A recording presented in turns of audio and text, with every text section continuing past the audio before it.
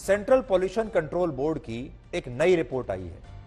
उस रिपोर्ट में देश की राजधानी दिल्ली भारत का सबसे प्रदूषित शहर है, जहां सबसे गंदी हवा है, जहां हवा अब इतनी ज्यादा जहरीली हो चुकी है कि इसकी वजह से जिन लोगों को कुछ साल पहले तक अस्थमा की बीमारी नहीं थी, उन्हें अब यह बीमारी होने लगी है। दिल्ली में लोगों के लिए सांस लेना मुश्किल हो रहा है और इस रिपोर्ट में भारत के जिन 3 शहरों को सबसे ज्यादा प्रदूषित बताया गया है, उनमें पहले नंबर पर है दिल्ली, दूसरे नंबर पर है हरियाणा का फरीदाबाद जो दिल्ली से बिल्कुल लगता हुआ शहर है, और तीसरे नंबर पर है उत्तर प्रदेश का गाजियाबाद, यह भी दिल्ली से बिल्कुल सटा हुआ शहर है।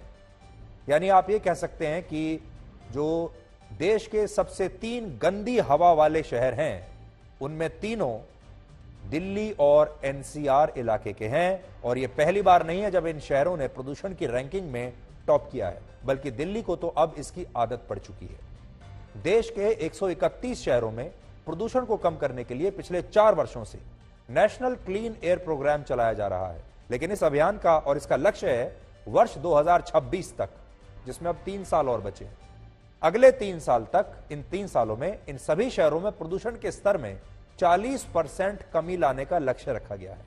लेकिन इसके बावजूद दिल्ली की हवा पर इसका कोई असर नहीं, और दिल्ली आज भी उतनी ही प्रदूषित है जितनी आज से 5 साल पहले थी। इसलिए दिल्ली और एनसीआर में प्रदूषण के खतरे को कम करने के लिए अब युद्ध स्तर पर बदलाव की आवश्यकता है, और वो बदलाव हो नहीं रहा, वरना दिल्ली के लोगों का भी वही हाल होने वाला है जो आज जोशीमठ के लोगों का हो रहा है। असल में जो कुदरत है, कुदरत कभी बेईमानी नहीं करती, कुदरत कभी झूठ नहीं बोलती, और कुदरत हमेशा चेतावनी देती है इंसानों को।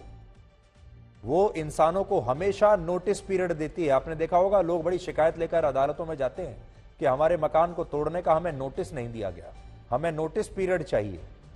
लेकिन कुदरत हमेशा नोटिस पीरियड देती है, हमेशा एक नहीं कई कई चेतावनियां देती है इंसान को।